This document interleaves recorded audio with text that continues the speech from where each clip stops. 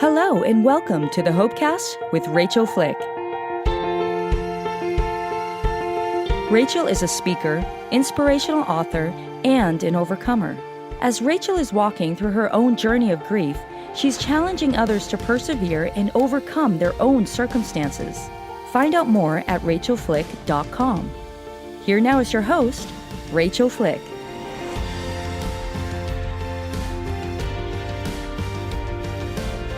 Hey everybody, welcome back to this week's episode of the Hopecast with Rachael Flick. I'm here at the Waymaker World Conference in Orlando for the American Association of Christian Counselors. Today I have the honor of bringing you my guest, Jim Burns. Jim is a best-selling author, speaker, and the president of HomeWord. He primarily writes and speaks on the values of HomeWord, strong marriages, competent parents, empowered kids, and healthy leaders. Some of his most popular books are Confident Parenting, The Purity Code, Creating an Intimate Marriage, and Doing Life with Your Adult Children. Jim and his wife, Kathy, live in Southern California and have 3 grown daughters, Christy, Rebecca, and Heidi, 2 sons-in-law, Steve and Matt, and now a 3rd son-in-law. And a new one, Andy. And 3 grandchildren, James, Charlotte, and Huxley. Welcome to the Hopecast, Jim. Thank you so much for being here. Rachel, I'm really happy to be with you. You have an incredible story yourself. You know, it's just been such a great thing to see God redeeming it, you know, and getting to give people inspiration when we are really lacking that in a season after COVID and a lot of heartache. Yeah, and I think sometimes out of heartache, that's where we learn to depend on God. That's where we learn our best stuff, and it's redemption in a tough time. Mm-hmm, absolutely, and you can echo that in your story and a previous cancer diagnosis. Will you tell us more about that? Well, Rachel, I got a call from my doctor. He said, come in this afternoon and bring your wife. That's never good news. No pressure, right? And it wasn't good news. It was cancer. And I found myself at the City of Hope, which is a cancer center, a great cancer center in Los Angeles. And I had cancer surgery. The night before I had cancer surgery is when I really realized that, you know what? This cancer isn't going to get me down, and there's some great lessons that I want to take from this experience. And I think it really changed my life in many ways. Did it give you a different perspective? Yeah, it did. You know, all of a sudden the things that used to matter so much didn't matter as much, and things that should have mattered probably, mattered more. And so I started thinking a lot about my family. I've got 3 daughters and now 3 son-in-laws and some grandkids. And I started thinking about legacy, and I started thinking about what did I want to pass on to them, and what were the phrases or the principles in my life. I wasn't raised in a Christian home. I came from a dysfunctional family. My family, my dad was an alcoholic. My grandpa died of cirrhosis of the liver. He was my mom's dad, so we had it on both sides. A couple of brothers, alcoholics. And I wanted to either, I find myself, I was either going to recover or repeat. And I wasn't like I was drinking, but after I became a Christian and I got married to Kathy, who also came from a dysfunctional family, we realized, wait, we're going to either recover or repeat, and we're going to put our energy into recovering. Mm-hmm. And so these phrases were kind of things. Somebody asked me, how long did it take you to write? My latest book is called Have Serious Fun and 12 Other Principles That Make Your Life Count. And they said, how long did it take you to write it? And I said, about 60 years. And really 60 years is too long. It's a life work, but right? It was my life. And so what I kind of felt like I was doing that night before cancer was I was writing down these phrases. I never thought it would be a book. I never even thought it'd be a talk. I just wanted to pass them on to my kids, to be honest. And then somebody about a year later had heard that I'd written these down, and it was a national pastors conference. And they said, hey, would you speak on that? Well, speakers, we want to speak on what's kind of in our heart. Yes. That was there, and it is a part of my heart, but it wasn't a talk yet. Yeah. And so I did, and I was stunned because I gave the talk, and then he said, we've got just a few minutes. You can ask Jim questions and answers. It went on for 45 minutes, and it's a conference. You have to break, and they just didn't break. They just let it go, and I realized what these phrases for me were important to them also. Yeah. And then I found, it's not just pastors. It's important to people. And so, it's really, I would say the cancer caused me to really think about the things that were most important to me. And, like one was talking about family, and family was more important than work. And I think a lot of us who love our jobs we sometimes give our family our emotional scraps. And what I realized was do. I don't want to give my wife or my kids or now my grandkids my emotional scraps. And to do that, I had to make some changes in terms of lifestyle choice, busyness choice. And it's been great. It really has been great. So you created a shift around your time. What does that look like?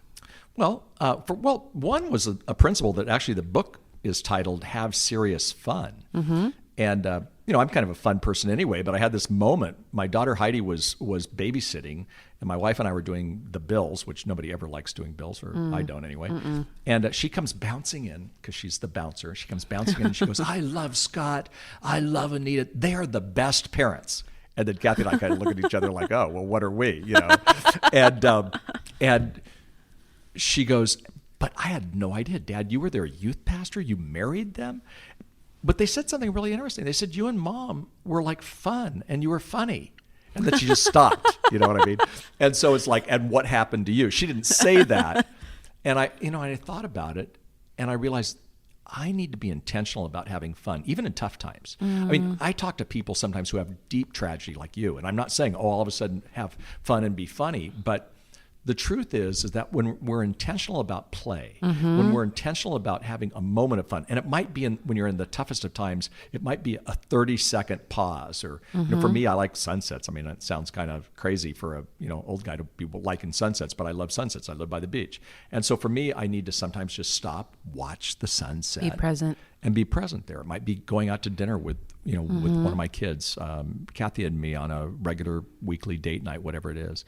But I found that was, if I was going to do that, I was going to have to be intentional about it. Yeah, I was going to have it wouldn't to make just happen. That choice. Your schedule won't open for you. Right. And I think sometimes what we look at is, we get to a schedule that's really busy, but we have to schedule our priorities. And so for me, it became more and more about scheduling my priorities. And when that happened for me, I started putting, date nights on the calendar. I started putting, fun times on the calendar. I also put rest. One of the other phrases that I wanted to pass to my kids was, if the devil can't make you bad, he'll make you busy. That's good. And I think a lot of times the biggest problem in America might be this breathless pace in which we live our lives. Yes. And because we're so busy, then we get overcommitted, and we Christians do this. We get overcommitted doing good things, but then we get underconnected with our primary relationships, our relationship with God, our relationship, if we're married, with our spouse, with our kids. And it's not like we're not hanging out with them. It's just that it's not, connecting. It's not, intimacy means connection, not, sometimes people think of physical intimacy, but intimacy, connection. And, I find that now I treasure those moments more. I could have had them, but sometimes I just didn't let them happen because I was too busy doing, quote unquote, important stuff. Yeah, to work. You talk about play after tragedy, and I remember the first time that we laughed as a family again was getting on jet skis at Table Rock Lake. And they just wanted me to go faster and faster and faster. And then I would whip it around and I would make it so we all fell off. And they would just pop up in the water and laugh hilariously and be like, "Do it again, Mom, do it again." Yeah. And I was like, we are laughing. Like, we haven't laughed as a family in 18 months. Right. And that's okay. But at the same time, you've got to bring back the laughter, because the Bible even says this, and it's clear. After mourning comes laughter. Yeah. And sometimes it's 18 months, sometimes it's 18 hours, and there's moments so you take little baby steps of doing that. When I was doing my PhD years ago, I wrote my dissertation partly on the traits of a healthy family, and play was one of the most important ingredients. I mean, it builds family connection. It takes stress away. And yet again, you almost feel guilty, I think, in a tragedy like what's happened to you. You almost feel guilty. Well, like, should I be having fun? Well, actually, yeah, because that's gonna help heal your heart. Fun and laughter heals your heart. The Bible even says it. It's good medicine. And that doesn't mean that you have to be outgoing. It doesn't mean that you have to focus on mourning. You have to focus on the deeper, tragedy of life. But at the same time, we just have to remember that that's healing. And sometimes it's fun, like laughing, just crazy laughing. But other times it's having a meaningful conversation with a friend. That was just so cool. And you go, wow, we connected deeply, on that. And when you have that, that's a good thing. And so, I think we have to, that's how we build less stress in our lives, is by having sometimes just focusing on having some fun. And that was one of the principles that was so important to me, but I couldn't do that if I was too busy, or if I, was, a lot of times just putting my priorities in different places. So another one of the phrases is, it's the pain of discipline or the pain of regret. Life has pain in it. That's good. So it's either the pain of discipline or the pain of regret. Now, the pain of discipline, I've been working out. I mean, you don't know this, but hey, he's 500 pounds, guys. You're listening, and it's total trash. He's lying to you. No, I have. Kidding. He's very fit. So, but all through COVID, I did work out. So I've been working out, and I was saying to my wife yesterday, I am so sore. And she goes, why? And I go, it's because I've been working out. And she kind of looks at me like, you need to keep working out there, dude. Then I kind of go, well, that's the pain of discipline. But the pain of regret is that I have this, pot belly that needs to unpot, if that's possible. And so I need to work a little bit more on my core and probably not have had dessert. But you know what I'm saying? That's the pain of regret. So sometimes, I don't think we always have to be so disciplined that we don't ever have spontaneity, but sometimes we have to be disciplined even about having fun, being disciplined about not being so overwhelmed with life. It was that great theologian who you might not know, but his name was Vince Lombardi. He's long passed away. He was the coach of the Green Bay Packers a long time ago. And he said, fatigue makes cowards of us all. And when I'm fatigued, and you talk with a lot of young moms who have young kids, and oh my gosh, they're just always fatigued. It's like the sky is falling when you're so tired. Exactly. And there's not like, I'm not saying, okay, just let the 4-year-old make their own meals and take a break. I mean, it's really hard, but you've got to be disciplined about taking that time to somehow have moments of rest. And that's discipline. Yeah. That's putting it into it. That's humbling yourself and saying to somebody at the church, if mom and dad or others aren't around, would you have any interest in watching my kids for just a short time? And maybe what you do is, they think you're going to go out and do something, or you need shopping done, or you need something else. And what you do is you just take a nap. Okay. But that's healing. Yeah, it really is. Yeah. Yeah. I'm a very driven person, and I like to accomplish and achieve. And I will be like, today my body is telling me that this is a day off. And my mind is telling me that the to-do list is knocking.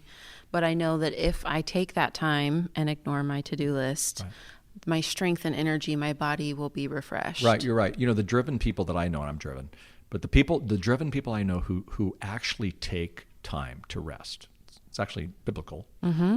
They're refreshed. The Bible says in Exodus that God created the world in 6 days, and on the seventh day he rested and was refreshed. And the word in Hebrew for refresh actually can be translated, he exhaled. He took a breath. Well, if God needs to take a breath, or if God at least demonstrated that he was showing rest, then why can't we? And when we're driven, we always have a to-do list. We're going to die with a to-do list that's full, and with it's not going anywhere. Yeah, no.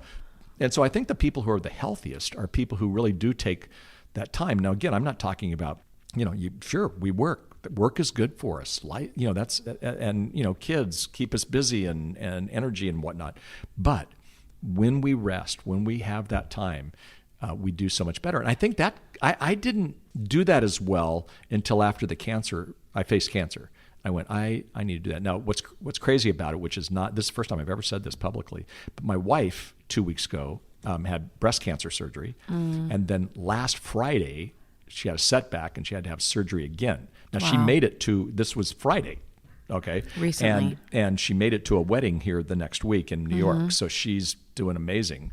But I watched her, and she can be a go-getter and a pusher. And I've watched her in this time even already begin to say, hey, you know what? Why don't we go on this little trip here? Why don't we do this? She's already beginning to realize that rest is going to heal what's going on with her too. And, it's crazy to think of rest being healing, but it is. Just like laughter is healing, rest is healing as well. Death and the potential of death really challenges your perceptions, your values. Absolutely. I feel like, losing Micah, I totally see that. And I'm so grateful for the little things that we had together, Right. Didn't have to be, a week vacation in Maui, right? Just sitting and being present. You're right. Will you speak to the effect of technology to this and what the pervasiveness of that has done to our ability to be available for each other? Right. No, I think we have to create a media safe home, and I think we have to do that for our kids, but we have to do it for ourselves as well. And so I think it's really important that we actually put the principle of we're addicted to our cell phones. I used to be a youth speaker, and I was speaking to kids not that long ago, 800 kids in Richmond, Virginia. And I said, how many of you think it's possible to be addicted to this mobile device? I hold up my cell phone. All 800 of them put their hands up. And I said, how many of you are addicted? Just out of curiosity. All but 2. So, I think as adults, we're like that too. And I have a talk that I give when I speak on marriage that where I talk about, I just say, treat your spouse like you treat your cell phone. And the reason I say that is because that's a lot of quality time. Right, we cuddle our cell phone. We kind of stare at it. I'm driving down the road. I get to a red light, and I look at my cell phone, and then the next red light I do again. What is wrong with me? So the point being that I think we have to. It's part of the discipline issue. So I would put that technology. Technology is not all bad, but it's also not all good either. The part that we have to be careful with, and we could spend a whole another time talking about this.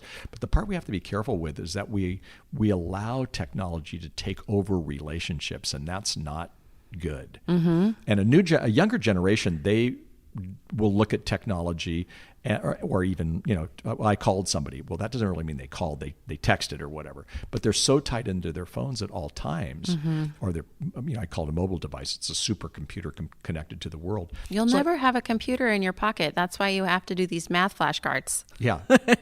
Now we all have them in our pockets. Yeah. No, exactly. And I don't know math anymore because I use my cell phone. Need to. But it really is. It can be. I think we need to take breaks from it. I was talking to somebody recently who said that on Sundays they actually take a break from their phones, and people know how to get to them if there was some kind of a major emergency. But I really respected that. Yeah. That's really good. Yeah. Tell me what the practice of gratitude, the impact that's had on you. Yeah, maybe the most important, actually. I call it practicing thank therapy. And what that means is I started writing down 20 reasons why I was thankful. In fact, I wrote your buddy Mike over here, who's here at the table in the sound room today, because I knew I was coming in here. And but I just write down things. They're not sexy. I mean, I wrote down well, of course, Mike's not Mike sexy. would appreciate it if they were. That's funny. Boy, that was no pun intended. But it's like my wife. I've been married 47 years. I mean, I'm very grateful for Kathy. I'm so grateful that she had a successful cancer surgery. I'm grateful for my daughter just got married, so I'm grateful for my daughter's marriage and for her wedding, and I'm grateful for just basic stuff. But my circumstance doesn't change when I do that, but my attitude does. And so I wish I could tell people, oh, your circumstance is going to change. It may not. And even I've prayed about things and it didn't change. But my attitude can change, and that makes the difference. And for me, it's that idea of making it a habit. So it's thankfulness is an attitude, but it's also a habit. And so I challenge people to do that. And I've never had anybody who kind of takes me up on that challenge of practicing thank therapy say, this was a bad idea. I mean, gratitude is critical. Pays off. Yeah. And so when I'm, speaking to people, I want them to know that they can actually get almost like a breakthrough if they'll just be people who spend time with thankfulness. And the difference is, I mean, my mom died. I can't say, oh, I'm thankful for my mom's death. You couldn't say, I'm thankful for Micah's death. Right. But in his death, you already mentioned something. In his death, there were some things that you learned. Now, again, you'd still beg God to bring him back. But in those circumstances, well, the Bible says, in everything you do, give thanks. It doesn't say for. It says in everything. So in my mom's death, my goodness, she had cancer. She's now free from cancer, and she's with Jesus. How cool is that? She brought my dad who my dad wasn't a Christian, and I think her death brought Dad to Christ. Now, that's amazing. I'm thankful in that. I still want my mom to live. See, right? But find those reasons even in those. And maybe at the beginning when there's a tragedy, it's really hard to do. And don't expect that. I mean, don't fake it. Just say, Lord, right now, I don't have a whole lot of thanks in me. Yeah. But then you all of a sudden see that moment. What can I find in this situation where there's some thankfulness? And when you do that, it changes your approach. Yeah. And you do it every day. So if I can practice thank therapy for the rest of my life, practice thank therapy, and then repeat it tomorrow for the rest of my life, I think it makes me a better person. Doing it one time, you maybe feel good, maybe not. But when you do it regularly, it becomes a part of your reset button. It's your reaction. It's your life. When you do that, you really do become a more grateful person. Now, I don't think you can be grateful and thankful and be all that depressed or feel self-pity. Bitter and resentful, and at the same time, right? Those don't coexist. Yeah, and I wouldn't say to somebody who was in a situation like in yours where there was a tragedy, I would not say, "Oh, we'll just be thankful for this." What are you thankful for? I mean, that's I think sick people and gross. did tell me people that. did. Oh, Yeah. I'm sure they did. And yeah, it's just count terrible. your blessings. Yeah, give me a break. But somewhere in there, you learn it, and when you learn it, you go, "Wow, I'll take a step that direction." And one day you look up and you say, you know what, I'm still grieving this, and there's a hole in my heart. And guess what? I'm doing better because, I learned this, one phrase, or I learned this concept, this principle, and it's helping me with my kids, and it's helping me with my grief, and it's helping me with my life. And one day you look up and you go, wow, this has been really, really good for me. Just like if I keep working out on weights, it's not today, it's like 2 years from now when I'm going to be, I won't be looking buff, but I'll just be feeling better. Yeah, that's great. The Bible says you reap what you sow. And sometimes we look at that kind of like as a consequence or like a statement of doom, but it's also positive, right? Like if you reap or if you sow exercise and health and time with your family, you're going to pull that fruit from that. You are singing my song. I love that because, again, we always say reap what we sow is negative, but it's not. You reap what you sow on the positive side too. So take those steps. Be intentional about it. And for me, it was these, 13 principles that, really helped me with my life. And I started passing them to my kids. And Kathy, it was kind of, I got a great compliment from Kathy the other day. She just goes, hey, with my little cancer deal, I've been going back through, your book, Have Serious Fun. And you know what? It's really helpful. And I went, cool. So, I just thought, wow, if I could help my wife who, is my hero, if I could help her with practicing a principle, yay, yay, yay. So you gave us a couple of them. What's another one that stands out to you? Well, I would say another one of my favorite ones, and in some ways we've kind of already talked about it in some ways, but attitude is everything. I really think attitude is critical. And I'm not talking about just mind over matter, but I think God gives us an attitude that helps us. That's a breakthrough when our attitude is better. And I find that my attitude is better when I practice the disciplines of some of the spiritual disciplines. My attitude is better when I pray. And so I made a decision years and years ago, long before I had cancer, but this has really helped me, is I made a decision to spend 20 minutes a day with God. And, that sounds probably so wimpy to some people and like so overwhelming to others. It sounds intentional. But, no matter what, 20 minutes. And if it's more, great. Yeah. No, and sometimes it is more, and there are days when I miss. But today I'm on the day that, because I go through the 1-year Bible. So I've been doing it, for years. And I'm on that day. Now, my wife thinks that's kind of boring to do the same thing every year. Okay. That's great. She does other stuff, and she's really good at it. So she has all these other ideas, and she goes, why would you keep doing it? But for me, I love doing that. But it's not almost what, if you have a certain devotional, if you have a certain thing, it's actually just planting the Word of God in your life. When that happens, that changes my attitude. And so, today I don't always remember. I don't remember what I read 2 weeks ago, but I don't remember what I ate 2 weeks ago either. But it nourishes me for today. Yeah, it's absolutely. the same with that. It's in your cells. So it's not something that we should do with drudgery, but it's something that can really help our attitude, change our attitude. And I just find that that's I love that particular phrase. My kids, that used to bug them when they were teenagers. They're not teenagers anymore. But I would kind of go, attitude is, and they'd go, oh, we know everything. I'd get eye rolls. But I was trying to help them understand that, well, it's almost back to what I said with Thank Therapy. Their circumstances might always not change, but their attitude can change. Yeah. And when that happens, there's these, the principles kind of all work together. One that I mentioned at the very beginning that has been really big for me is family too. That family's more important than vocation than your work. Because a lot of times people like myself get so into work, and that family lacks.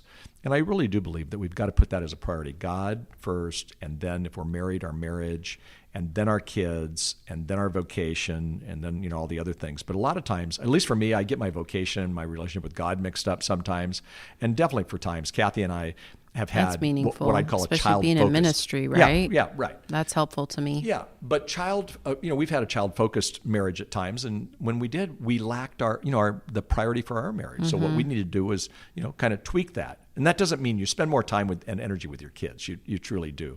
But your marriage, like now, I'm an empty nester, so I see my kids. We watch our grandkids all the time. At the same time, the energy that I put in with Kathy, that paid off. So for a young family, because that priority versus amount of time can be kind of confusing, right? So what would that look like, I think it looks like at least a weekly date. And, it's 1% of your time. So if you could give your spouse 1% of your time, of your week, and do a date. And again, sometimes people can't do a big date. I'm not talking fancy dates. I'm saying sometimes the best date is put the kids to bed early and light a fire and, sit in front of the fire. Yeah. Order, take out food or whatever. I mean, it doesn't have to be that, but sometimes it needs to be to have the discipline to get away.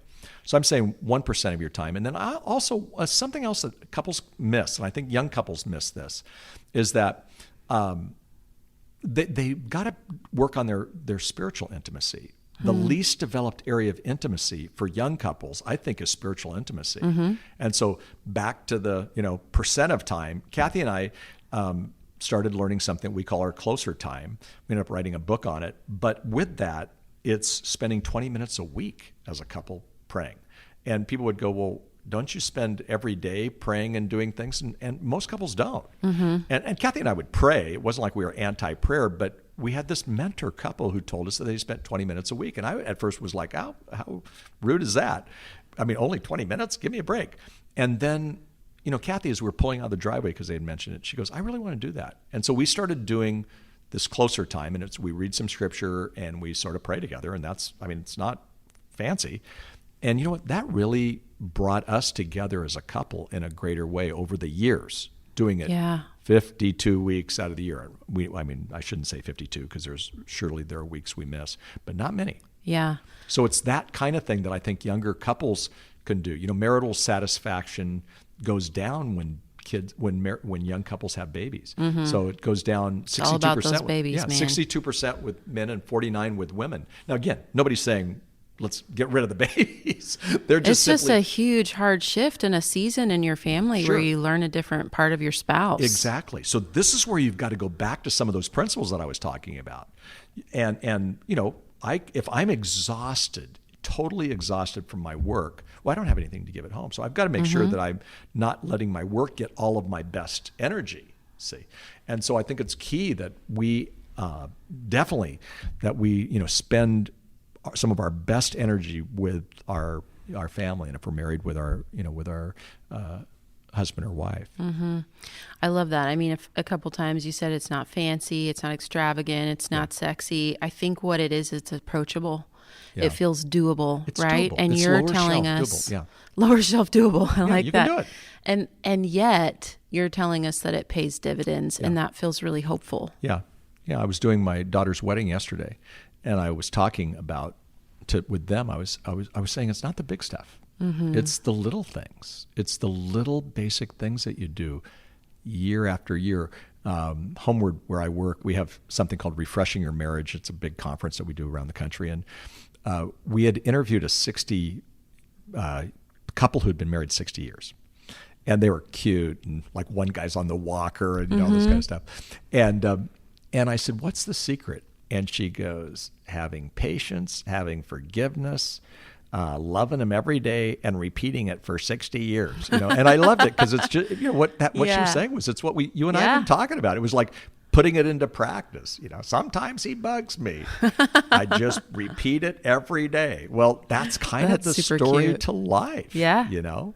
Yeah. And here they are, he's with his walker and she's kind of leaning up next to him and they're holding hands. And I said to Kathy, I want to be that person minus the walker, when I'm that age.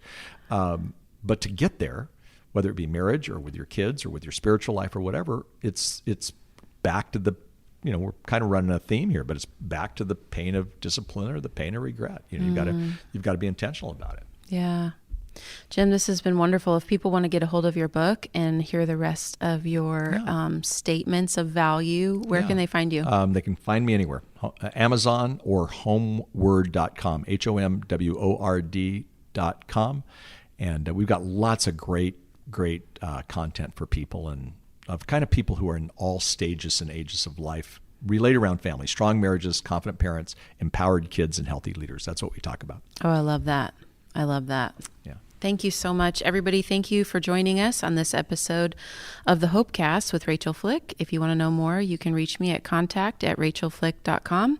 If you would rate, review, and subscribe on Apple Podcasts to continue to share the message of hope for others, that would be so awesome. Everybody have a great week, and I'll connect with you soon. You've been listening to the Hopecast with Rachael Flick. To find out more, go to rachelflick.com. While you're there, you can book Rachael for your next speaking engagement. Her inspiring message will be sure to engage and touch the heart of your audience at your next conference, church event, or business function. Go to rachelflick.com to book her today. While you're online, you can discover more information about all of the platforms that this podcast is on. Also, be sure to click on the social media icons at the top of the page, and you will be directed to Rachael's social media sites. If you listen to the show on Apple Podcasts, we would appreciate if you would subscribe and leave us a review. Well, that's all the time we have for this episode. Thanks for joining us, and we will see you next time for another edition of the Hopecast with Rachael Flick.